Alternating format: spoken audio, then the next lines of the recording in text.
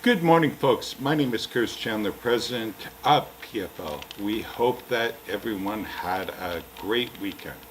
The Dow closed lower on Friday of last week and was down 59.71 points day over day and down 319.16 points week over week. The S&P 500 closed lower on Friday of last week, down 38.67 points day over day and down 56.19 points week over week.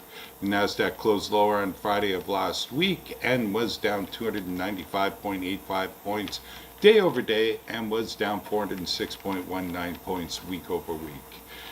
In overnight trading, Dow futures traded higher and are expected to open up this morning 130 points. Oil posted 6 straight weekly losses.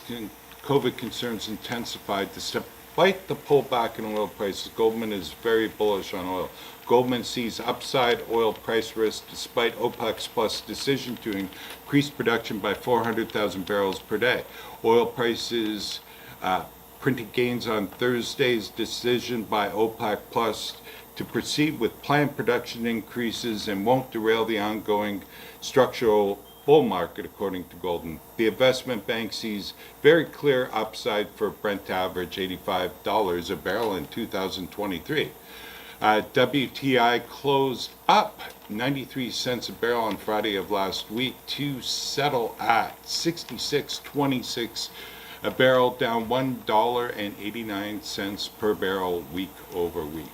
U.S. commercial crude inventories decreased by 900,000 barrels week over week. U.S. crude inventories are 6% below the 5-year average for this time of year. Total motor gasoline inventories increased by 4 million barrels week over week and are 5% below the 5-year average for this time of year. Distillate fuel inventories increased by 2.2 million barrels week over week and are 9% below the 5-year average for this time of year. Propane and propylene inventories decreased by 1 million barrels week over week and are 14% below the 5-year average for this time of year. Oil is higher in overnight trading and WTI is poised to open up $1.87 a barrel from Friday's close. Total North American rail volumes were down 10.5% year over year in week 47, resulting in quarter-to-date volumes that are down 5.2% and year-to-date volumes that are up 5.5% year over year. 8 of 11 of AR's major traffic categories posted year-over-year decreases. The largest decline came from intermodal, that was down 16.1%, and the largest increase came from non-metallic minerals, which were up 4%. North American rig count is up by 9 rigs week over week. The U.S.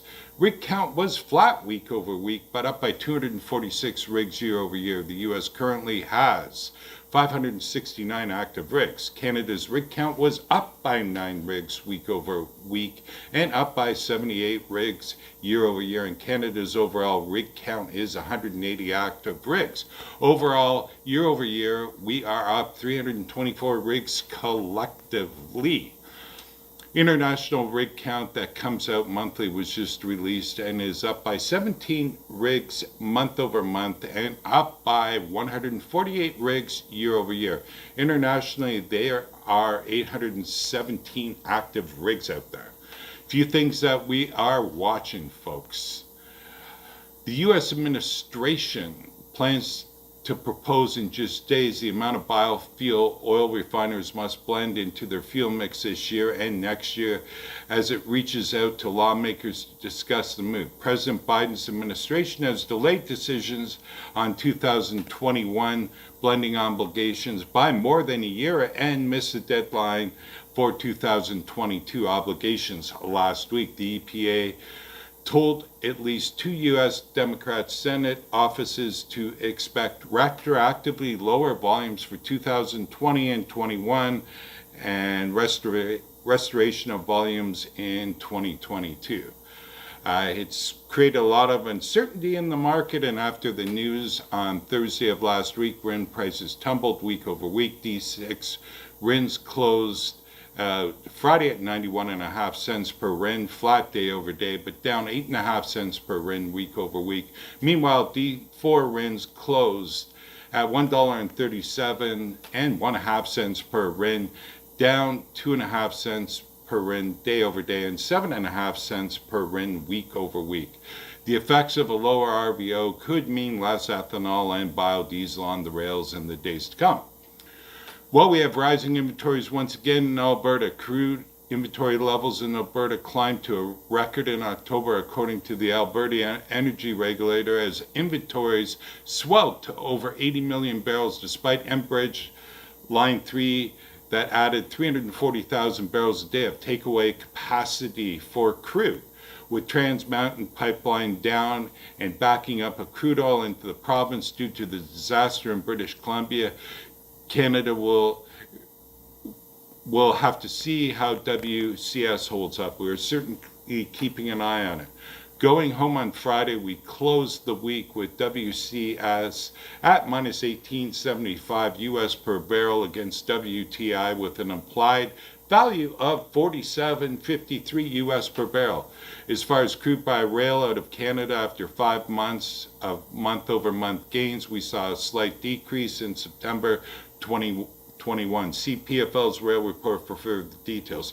The reading of PFL's rail report is an absolute must. Not only do we go into detail as the items discussed in today's podcast, we give you a bunch of released key economic data indicators, including GDP, consumer confidence, industrial output, and capacity utilization, the latest Purchasing Managers Index, and consumer spending.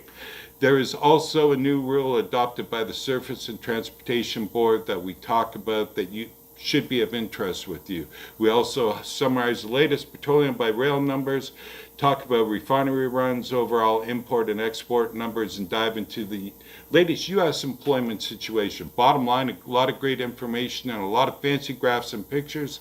We hope that you enjoy reading PFL's rail report today. We do it all for you folks. PFL has been extremely active in railcar storage, return on lease strategies, subleasing, mobile repair, and cleaning. Make sure to check out our just posted reports at pflpetroleum.com or call PFL to troubleshoot any questions, concerns that you may have at 239-390-2885. Have a great week, folks, and thanks for listening to my podcast today.